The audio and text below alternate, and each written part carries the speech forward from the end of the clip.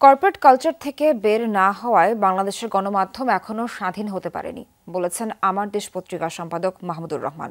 সকালে নীলফামারী সৈয়দপুর বিমানবন্দরে সাংবাদিকদের এই কথা বলেন তিনি। মাহমুদুর রহমান বলেন, ফ্যাসিবাদের প্রেতাত্মারা এখনো সমাজের রন্ধ্রে রন্ধ্রে বিদ্যমান।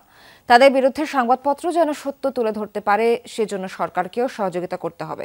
বিকালে রংপুর রিপোর্টার্স ক্লাবে বিপ্লবোত্তর বাংলাদেশে কেমন সংবাদ মাধ্যম চাই শীর্ষক আলোচনায় অংশ নেবেন মাহমুদুর রহমান।